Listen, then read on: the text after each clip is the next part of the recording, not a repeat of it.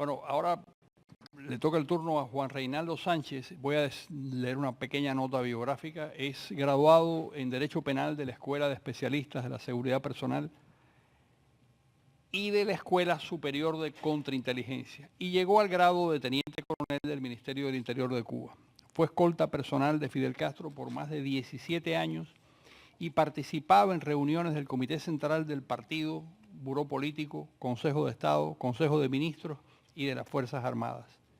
Era el encargado de llevar la agenda personal de Fidel y lo acompañó en viajes a más de 20 países. Decepcionado del sistema, decide separarse del mismo en el año 1994 y es encarcelado durante 2 años. Abandonó clandestinamente el país en el 2008 y está radicado en los Estados Unidos. Recientemente publicó el libro La vida secreta de Fidel Castro, que es un éxito, un bestseller en Francia en este momento, que se lanzó en francés en París y pronto saldrá en español, inglés y varios otros idiomas. Yo he conversado con él en otras oportunidades y estoy seguro que hay muy poca gente que tenga tanto nivel de información de cómo funciona el poder como Juan Reinaldo Sánchez. Así que por favor, Juan Reinaldo, es tu turno.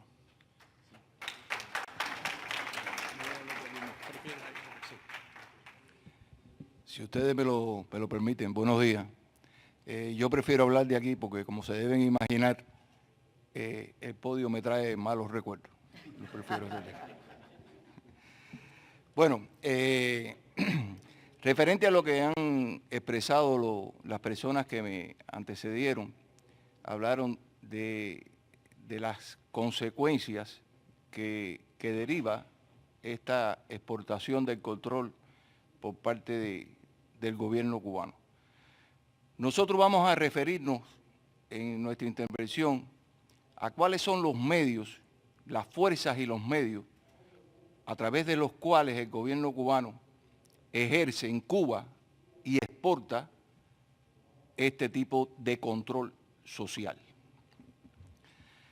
Para poder entender un poco cómo es esta exportación del control social, hay que analizar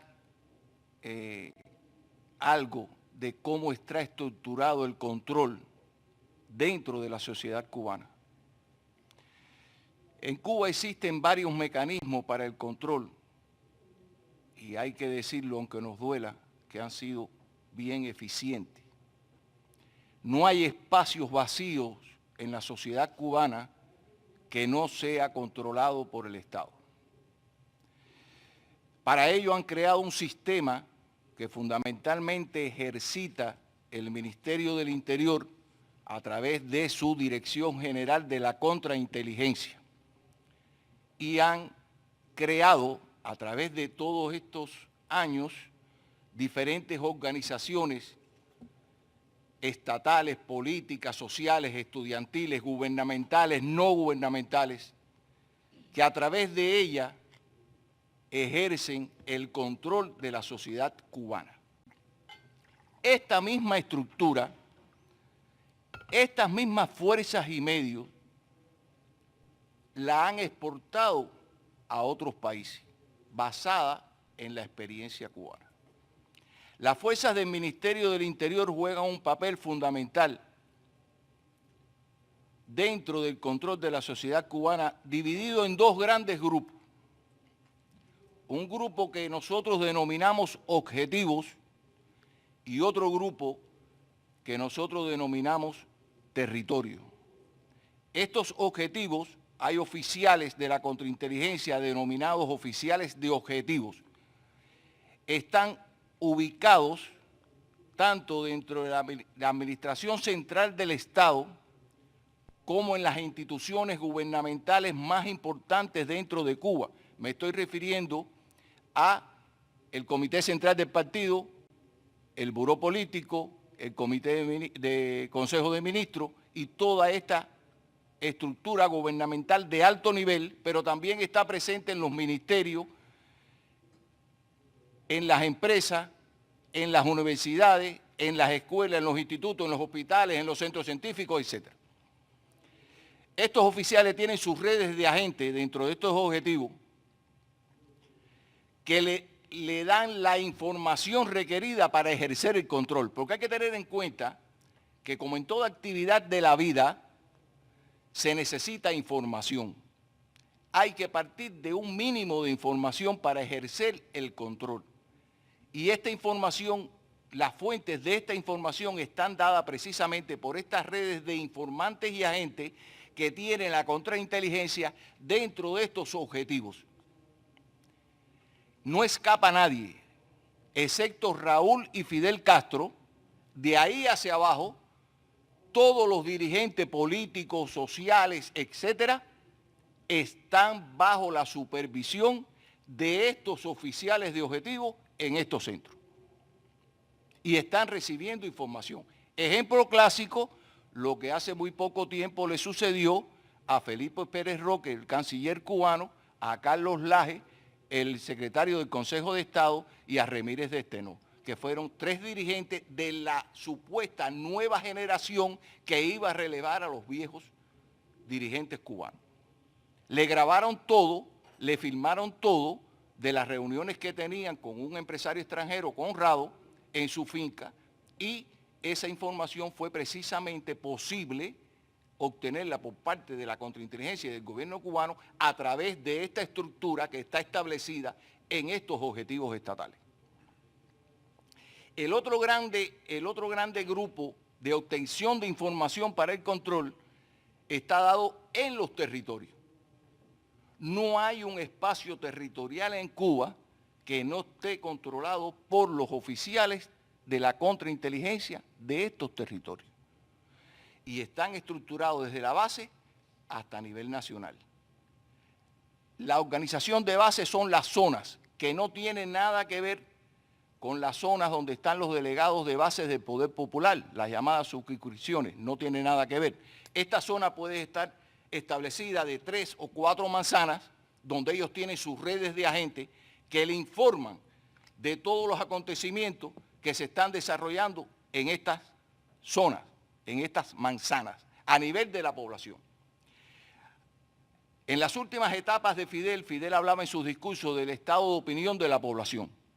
Esos estados de opinión de la población venían precisamente de estas fuentes de información que estaban en cada zona que atendía un oficial de territorio. Se procesaban a nivel provincial, a nivel nacional, y se le llegaban a Fidel Castro diariamente un estado de opinión relacionado con diferentes cosas, ya sean de los servicios públicos, ya sea de la política exterior del gobierno, etc. Y esa información, muchas veces los que siguieron algunos discursos de Fidel Castro, la pueden haber contactado cuando Fidel hablaba detalladamente en la zona donde se encontraba, de los problemas que existían en la zona y las inquietudes que tenía la población. Bueno, pues hasta eso sale de esta estructura para obtener información para controlar la sociedad cubana.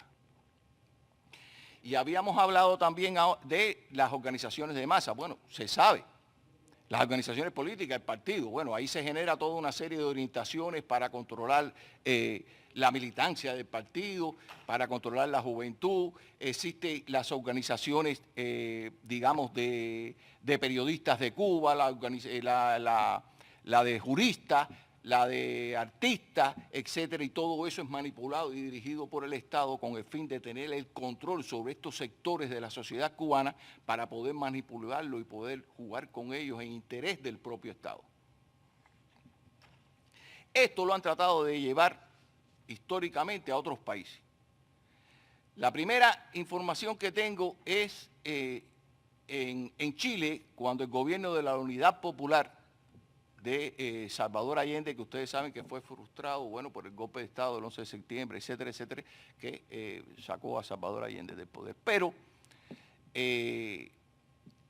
Fidel y el gobierno cubano comenzaron la influencia dentro del gobierno chileno, ya muy cercano en los círculos del presidente Allende, a través de un señor de la inteligencia cubana que era el jefe de centro en Chile, Fernández Oña, que se le dio la misión por parte del gobierno de la inteligencia cubana de estrechar lazos con la hija de Salvador Allende, miembro del MIR, del movimiento de izquierda revolucionaria, Beatriz Allende, y tanto estrechó los lazos que llegó a ser el esposo de Beatriz Allende. Para influenciar sobre Allende, sobre la creación de un grupo de su seguridad personal. Recuerden, el grupo de seguridad personal de escolta de un presidente es el anillo más próximo al presidente. Ni siquiera los familiares están las 24 horas con el presidente, ni en todos los lugares del presidente. Lo que sí nos dejan de estar con el presidente es la escolta, quien lo protege, quien conoce todos los aspectos y todas las actividades que tiene el presidente. Luego es allí donde primero va dirigida la influencia cubana para penetrar este círculo cercano al presidente y tan importante para la obtención de información por parte del gobierno cubano. Y esto se realiza a través de brindarle asesoría para este sistema de seguridad, aludiendo como bandera de que no se pueden confiar en los esquemas establecidos de seguridad de los gobiernos anteriores, por tanto no son confiables. Así pasó con Allende. Así se influyó en Beatriz, la hija de Allende, para que Allende aceptara el archiconocido grupo GAP del grupo de amigos del presidente, que en definitiva y en la práctica eran quienes se ocupaban de la seguridad del presidente Allende, penetrados por oficiales cubanos dentro del GAP y de otros miembros de este grupo que eran del MIR, que eran de izquierda revolucionaria y por supuesto estaban controlados por el gobierno cubano y la seguridad cubana. Así empezó todo este sistema. Después pasó en Nicaragua con características diferentes. Nicaragua sí llega al triunfo por una revolución, barre todos los esquemas, crea un ejército nuevo, una seguridad nueva, y le fue mucho más fácil llegar allí con asesores y penetrar los espacios más próximos a las dirigencias de los nicaragüenses. Tan es así que en Nicaragua, en Cuba existía un grupo de chilenos que estaban estudiando en diferentes actividades y profesiones que eran civiles, pero cuando el golpe de Estado Fidel los deriva, se reúne con ellos y los deriva a los estudios militares. Crean grupos de chilenos que posteriormente actúan en las guerrillas nicaragüenses y crean agrupaciones militares que actúan dentro de la guerrilla nicaragüense y están presentes incluso dentro del triunfo. Dentro de eso también había oficiales cubanos como Renán Montero, que llegó a tener el grado de comandante y fue uno de los fundadores del Ministerio del Interior, con el comandante Tomás Borges y con Lenín Serna, el jefe de la seguridad en Nicaragua. Después vemos ahora el caso de Venezuela.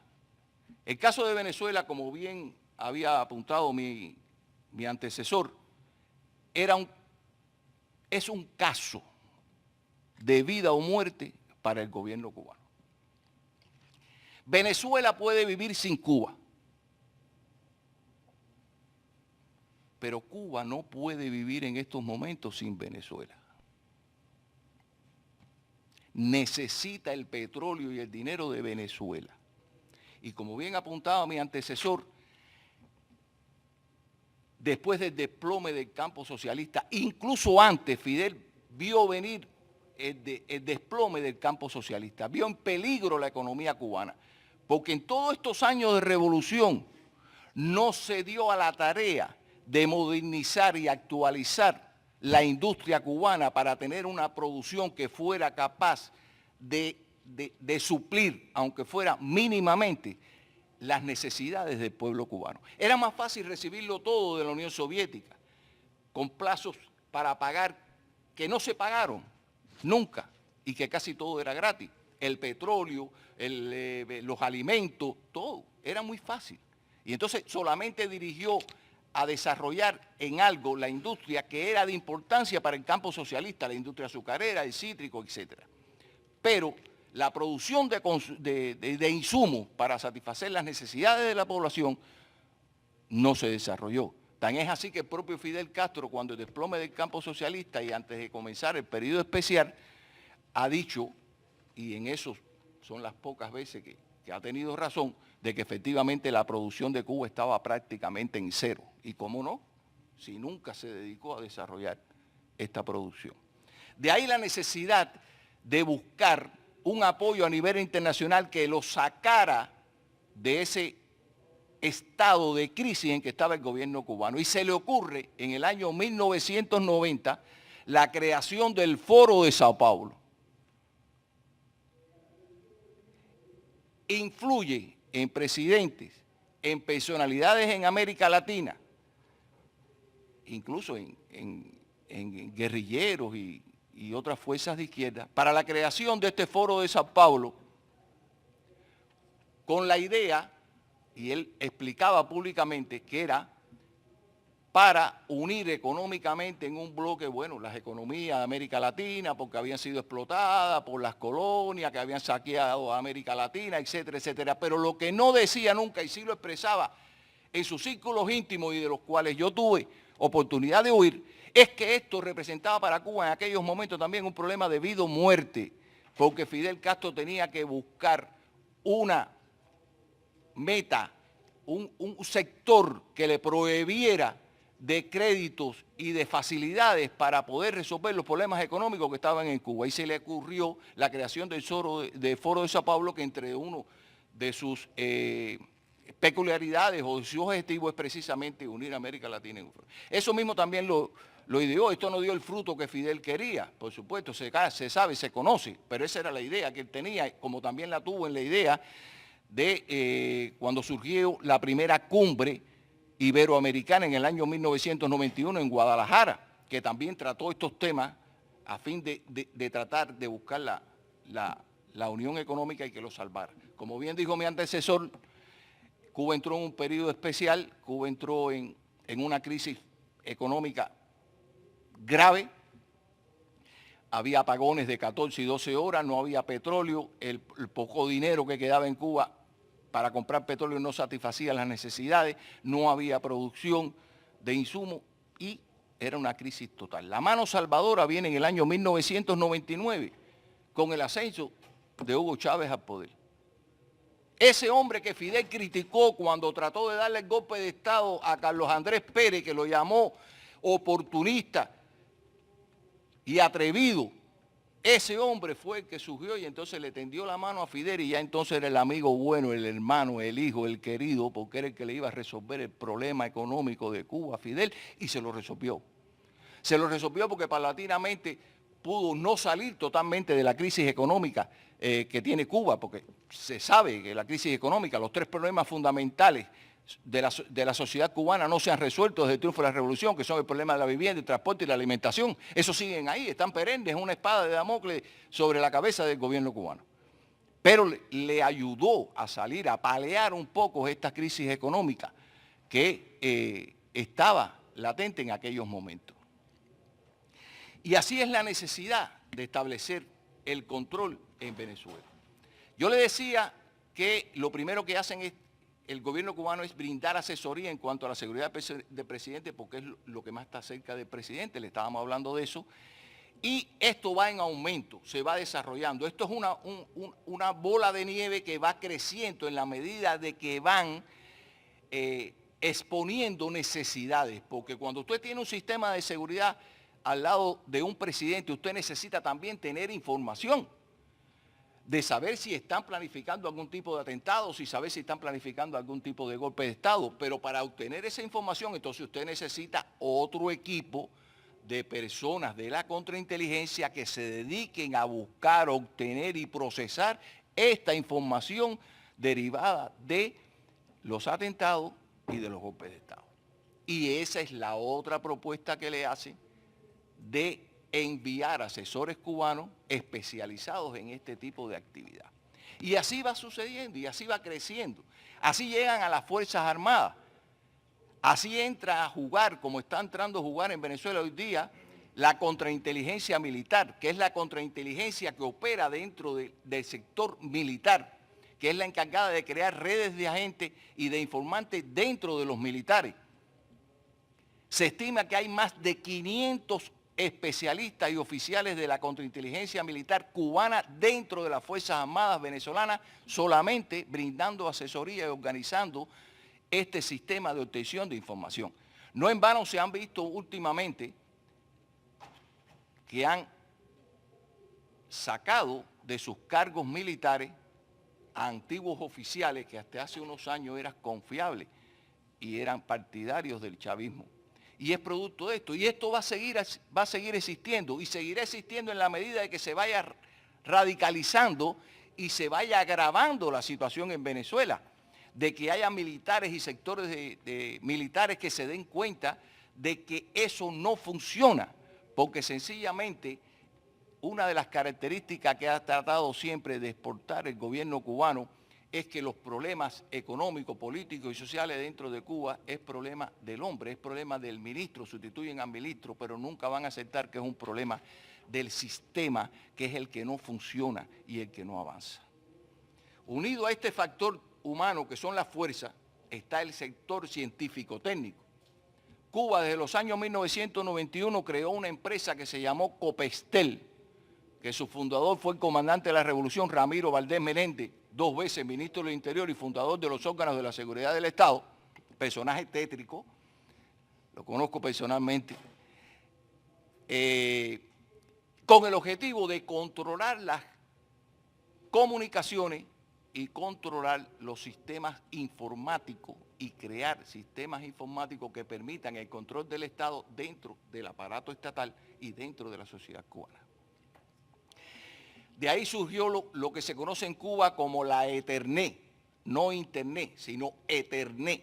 Es una Internet cubana a la cual tienen acceso la mayoría de los profesionales cubanos, pero donde solamente se publican y se editan y se informan de las cuestiones que son importantes y que el gobierno cubano quiere que se conozcan. Y esa está creada aquí. Pero eso se vino desarrollando y ya en los años 2000 se crearon empresas que desarrollaron software para el control de la sociedad. Surgió la empresa Datis, que es una empresa muy vinculada al Ministerio del Interior, que crea software para la identificación de rostro, para la identificación de huellas biométricas, identificación de ADN y sobre todo para el control del Internet. Esto sale de esta empresa.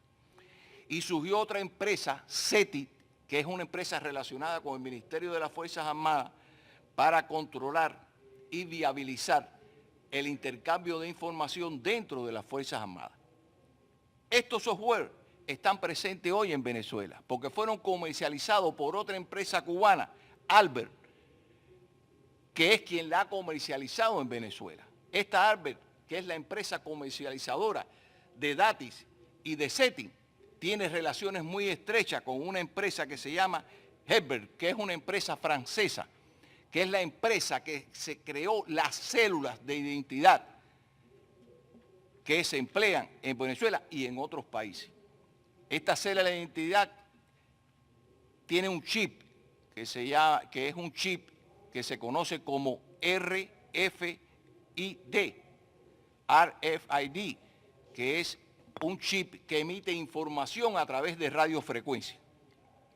De manera que ya no hace falta pasarla por un equipo para obtener la información del propietario de esa célula, sino que a través del éter, de la radiofrecuencia, pues se puede obtener información. Y lo más importante de todo es que puede dar ubicación exacta de dónde se encuentra el propietario de esa célula. Pues esto lo comercializó Albert con esta empresa Herbert, que es una empresa francesa, y que Cuba sirvió de intermediario, porque ahí también Cuba, como intermediario, buscó una cantidad sustanciosa de dinero, porque Cuba no tiene el desarrollo técnico-científico para desarrollar algunos componentes que están implícitos y que están dentro de estas células de identidad. Todavía no tiene esa capacidad. Por tanto, tiene que importarlo o importar la célula en su totalidad. Y entonces así se ejerce todo el control. Cuba también influyó en el gobierno venezolano un poco con sus características de Venezuela y las características de Cuba en la creación de organizaciones políticos y sociales que permiten también el control de la población. Y me estoy refiriendo específicamente a esta creación como digamos, la comuna socialista que se crearon, que son organizaciones para dirigir la economía social un poco similar a lo que es el poder popular a nivel de base, fracaso total de dirección de la economía local, pero es lo que están llevando ahí. Y los consejos socialistas campesinos para dirigir y controlar al campesinado, las comunas, que también, y así organizaciones, estos mismos chavistas que están enfrentados a la oposición venezolana, pues no es más que un reflejo de lo que en Cuba existe, que se llaman los contingentes de respuesta rápida. Estos contingentes de respuesta rápida son agrupaciones de personas afines al gobierno, militantes del Partido Comunista y de la Juventud Comunista, que en diferentes zonas o sectores de la población trabajan, estudian o viven, y a través de estos oficiales de contrainteligencia del territorio están agrupados y controlados y los movilizan hacia cualquier manifestación de disidentes cubanos, ya sean la Dama de Blanco o cualquier otro tipo de organización, y son esos personajes que nosotros vemos por la televisión agrediendo de palabra y de hecho a los disidentes cubanos. Pues esto mismo es lo que más o menos con las características diferentes pues se ha creado en Venezuela para el control de la población. Si tengo tiempo me gustaría, quedan 5 minutos, bueno, voy a hablar muy rápido, de la influencia, la manipulación de Fidel Castro con algunos presidentes y personalidades en América Latina. Ya habíamos hablado de presidente Allende, también podemos hablar de los nicaragüenses y de Hugo Chávez y de Nicolás Maduro. Generalmente en Cuba existe un departamento que se llamaba antiguamente el Departamento América del Comité Central del Partido, que bajo fachada política del Comité Central no era más que una dependencia de la inteligencia cubana que estaba dedicada a operar en América Latina para controlar y manipular todos los movimientos guerrilleros y todas las fuerzas de izquierda y procubanas en América Latina. Hoy se llama el Departamento de Relaciones Internacionales del Comité Central, pero sigue existiendo.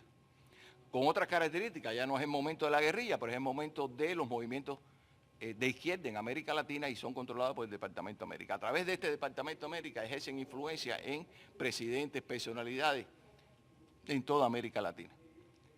Tendríamos mucho que hablar, yo quisiera hablarle de todas las medidas que se pueden emplear para evadir todo este control de las células de identidad, lo conocemos, de todo este control por parte del gobierno cubano, pero el tiempo no alcanza. Entonces, muchas gracias.